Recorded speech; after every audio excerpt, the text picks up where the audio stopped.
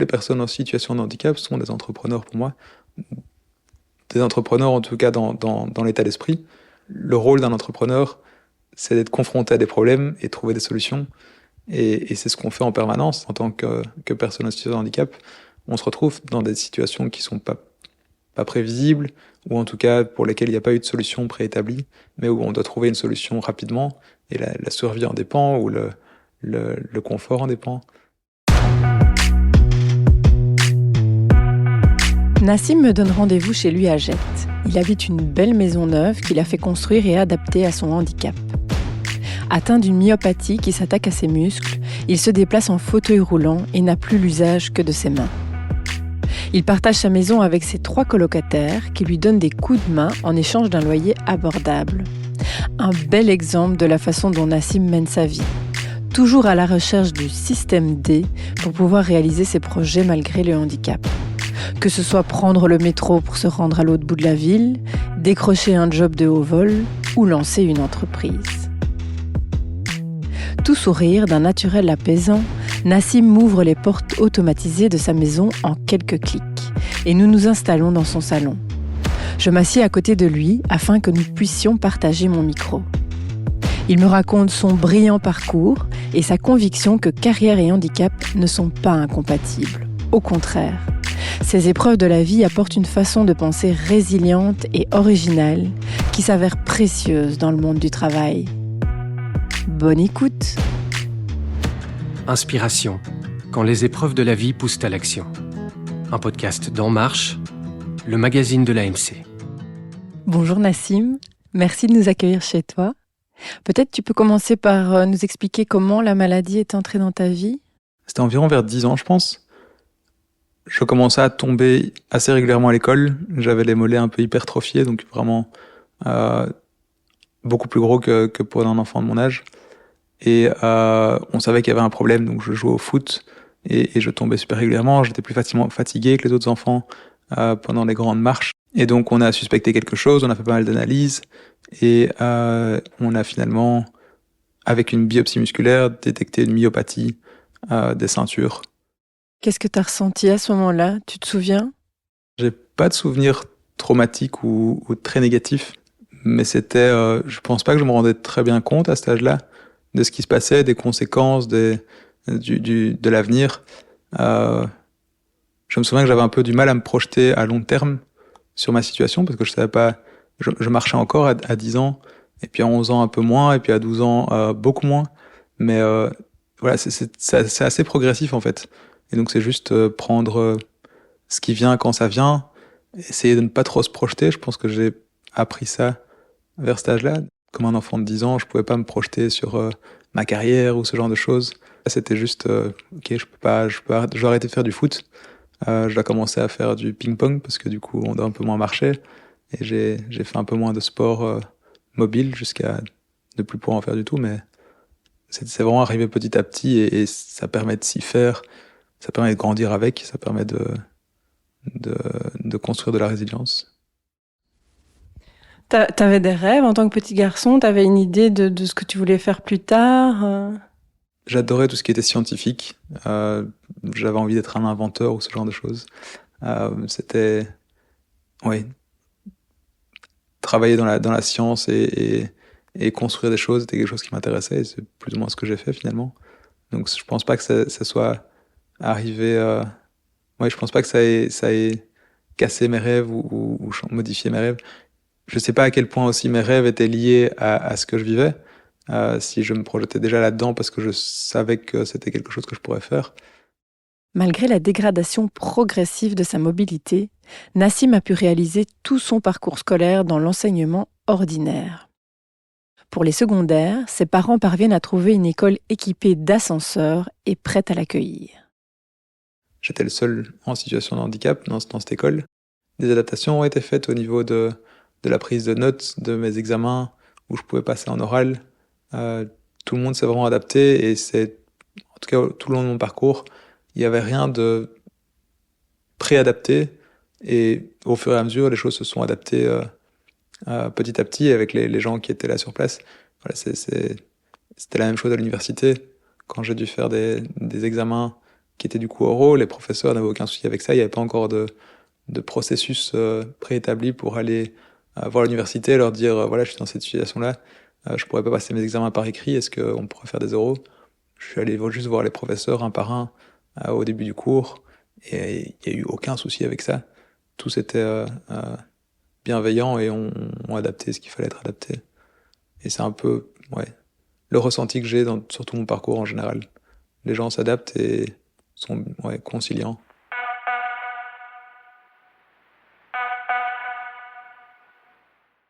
Après ses études secondaires, Nassim se lance dans un bac en physique, une matière qui le passionne et dont il dévore de nombreux livres. Il s'oriente ensuite vers un master en ingénieur civil, soucieux de trouver une voie plus concrète avec un impact plus direct sur la société. Tu imaginais ta carrière comment ? Alors je me suis vite rendu compte que le fait d'aimer les maths n'était pas très courant et que donc il y avait énormément d'opportunités de métiers dans le domaine que je faisais parce que peu de gens le faisaient et peu de gens aimaient ce que j'aimais. Et donc je me suis jamais vraiment fait trop de soucis par rapport à ma carrière. Une fois que j'ai fini les études et que j'ai commencé à chercher un boulot, je me suis un peu rendu compte en passant 2-3 entretiens d'embauche que oui, il y aurait des barrières, ce serait pas aussi simple que ce que je pensais. Il y a beaucoup de jobs où on demande d'avoir une voiture, de pouvoir se déplacer chez le client, d'être sur place et peu de conciliation pour ça. Je me suis rendu compte que tout n'était pas possible et là j'ai peut-être eu un tout petit stress à me demander ok, est-ce que je vais vraiment trouver un job, qu'est-ce que je vais pouvoir faire. C'est quand même fou que tout ne soit pas possible alors que j'ai un diplôme qui est hyper valorisé. J'ai vraiment réalisé qu'en fait il y avait très peu de rôles modèles et de personnes qui autour de moi peuvent me montrer qu'en fait, dans ma situation, c'est tout à fait faisable d'avoir un job d'ingénieur ou d'un job dans une grosse entreprise. J'en voyais pas autour de moi et donc j'ai pas pu vraiment m'identifier et me rassurer sur le fait que c'était faisable. Et c'était un peu, du coup, un autre mindset, une autre mentalité d'essayer d'approcher quelque chose comme explorateur plutôt que comme suiveur, entre guillemets, sans vouloir le dire péjorativement.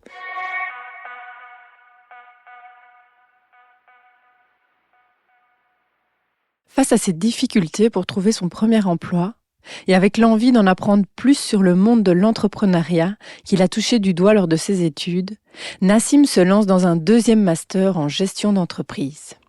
En parallèle, il réalise 2 stages non rémunérés pour faire ses premières armes dans le monde du travail.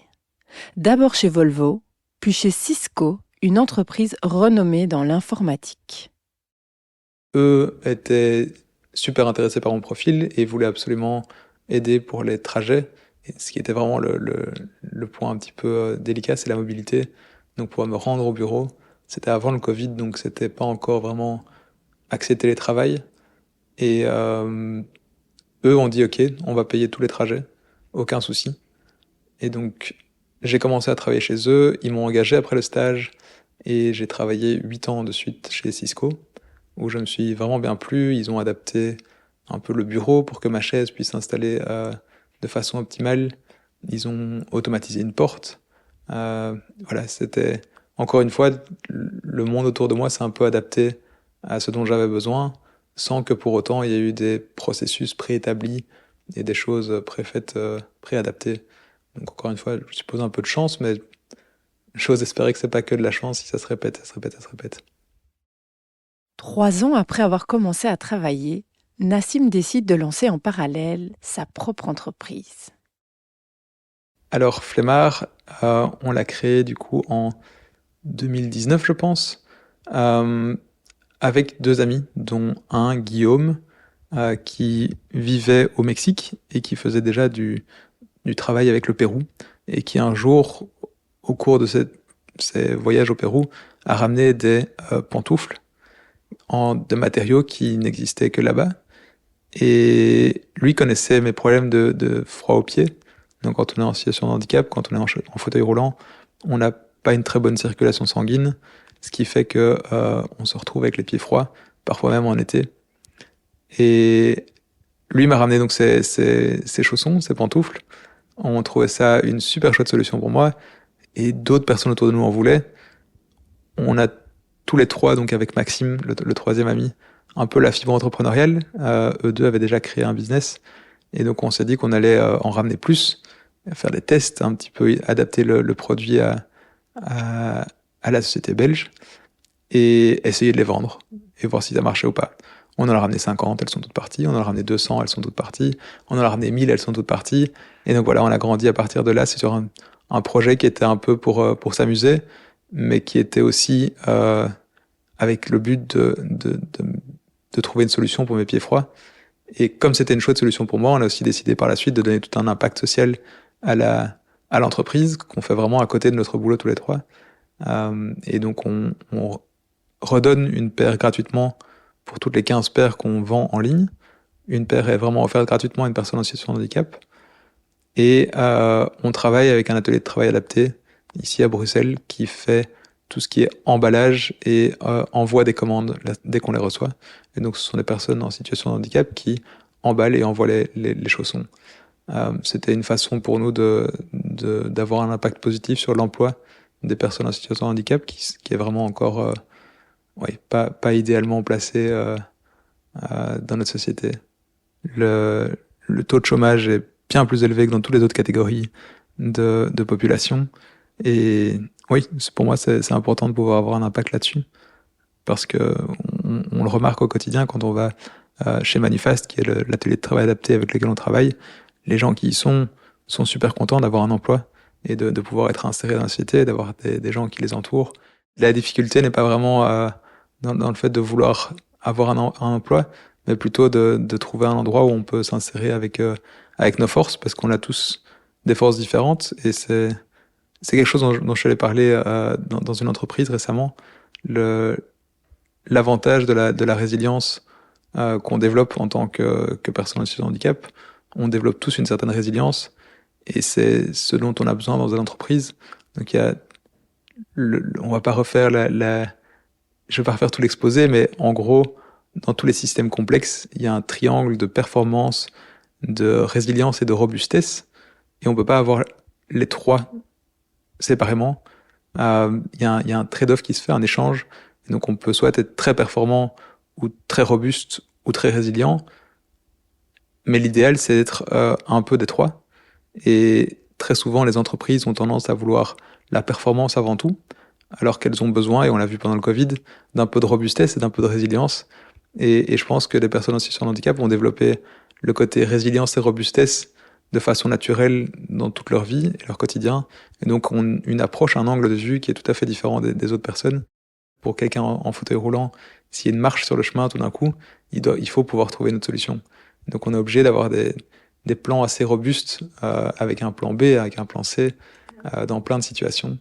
Et donc c'est des automatismes qui viennent un petit peu dans la façon de voir les choses. Et donc pour une entreprise, engager une personne en situation de handicap est aussi quelque chose de positif. Et donc il y a tout du militantisme à faire auprès des entreprises. Tu disais que cette façon différente de penser, elle est aussi très utile dans le monde de l'entrepreneuriat ? Alors oui, toutes les personnes en situation de handicap sont des entrepreneurs pour moi. Des entrepreneurs en tout cas dans l'état d'esprit. Le rôle d'un entrepreneur, c'est d'être confronté à des problèmes et trouver des solutions. Et c'est ce qu'on fait en permanence en tant que personne en situation de handicap. On se retrouve dans des situations qui sont pas prévisibles, ou en tout cas pour lesquelles il n'y a pas eu de solution préétablie, mais où on doit trouver une solution rapidement, et la survie en dépend, ou le confort en dépend.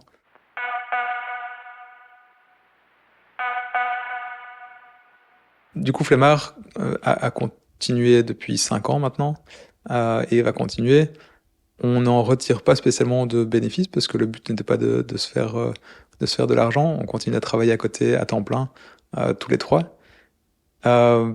Mais on continue à grandir petit à petit. Le but est de continuer à avoir de l'impact. Et ce que j'en retire principalement, c'est juste de la satisfaction d'avoir eu de l'impact, de pouvoir rendre. C'est je pense, un des grands fils rouges de ma vie en général. C'est de pouvoir rendre tout ce que j'ai reçu. Et j'ai reçu énormément, je trouve. En tant que personne en situation de handicap, j'ai reçu énormément d'aide sociale. J'ai reçu énormément de remboursement pour des soins, pour du matériel. Le fauteuil roulant que j'ai ici est super cher. Et en grande partie remboursé, en tout cas par les mutuelles, c'est quelque chose que je prends pas comme acquis et que tout au long de ma vie, j'ai envie de pouvoir, entre guillemets, rembourser, mais figurativement, pas en monnaie, mais en actes. Et Flemmard est une des façons pour moi de contribuer.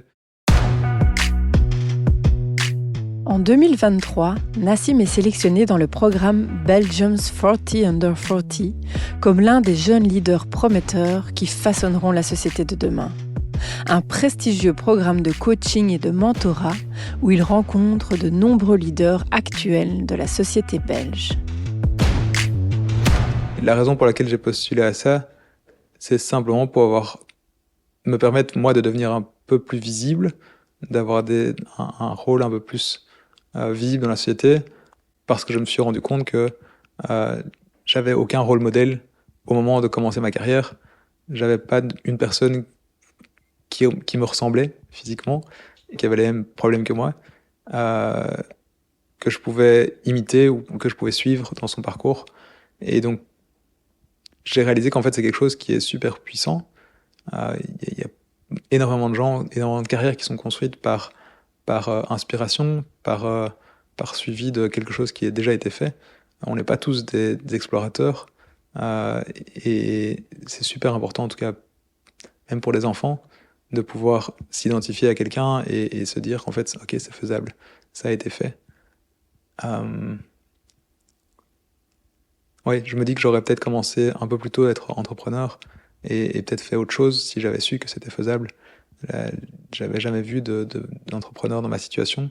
Maintenant, j'en connais quelques-uns, mais c'était pas du tout le cas avant. Et je pense que ma carrière aurait été un peu différente si j'avais eu ce rôle modèle que j'essaie d'émuler maintenant. Quand tu regardes dans le rétro par rapport à ton expérience de vie, qu'est-ce que tu te dis? Quelles ont été pour toi peut-être les clés de la résilience? Ça a été quoi ta force? J'ai énormément de mal à réfléchir à qu'est-ce qui fait que j'ai de la résilience. Et je sais pas si c'est quelque chose qui vient de l'intérieur ou si c'est quelque chose qui a été construit petit à petit. Je pense que c'était construit petit à petit, mais j'ai aussi eu les moyens de le construire parce que mes parents étaient là. Ma famille m'a permis d'évoluer dans un cadre qui était hyper inclusif, mais aussi inclus dans la société en général. J'ai pu être dans une école, entre guillemets, normale. Et je pense que dans un environnement sain, c'est le genre de choses qui se construit tout seul, la résilience. On est obligé de devenir des explorateurs plutôt que des suiveurs. Il y a énormément de moyens qui sont mis en place actuellement par rapport à il y a 50 ans, il y a 100 ans. C'est toutes des situations dans lesquelles on est maintenant qui n'auraient pas été possibles avant, et donc ça rend la société beaucoup plus accessible qu'elle ne l'était avant. C'est pas encore parfait, loin de là, mais c'est toutes des choses qui font que on est dans une situation qui n'est pas comparable à ce qui était avant, et donc on ne peut pas avoir de personnes qui ont déjà vécu ce qu'on a vécu, ce qu'on est en train de vivre. Et c'est la raison pour laquelle on doit juste croire en ce qu'on peut faire et ne pas trop écouter quand on dit que c'est pas possible. Si on a des rêves, juste les suivre, essayer. Mais c'est valable pour tout le monde. Je pense pas que ce soit quelque chose de spécifique à une personne en situation de handicap. Nassim n'en a pas fini de suivre ses rêves. Lors de notre dernier échange, il m'annonce encore une belle étape de sa carrière. Il vient d'être recruté chez Syensqo, une grande entreprise belge, comme leader d'une équipe spécialisée dans l'intelligence artificielle et la science des données. Une thématique sur laquelle il travaille depuis déjà de nombreuses années et qu'il estime d'ailleurs prometteuse pour la vie des personnes en situation de handicap. Mais ça, ce sera pour un prochain épisode. Si vous voulez en savoir plus sur le concept de colocation inclusive que Nassim a mis en place et découvrir d'autres formes de logement inclusif, je vous invite à découvrir l'article paru en novembre sur notre site enmarche.be.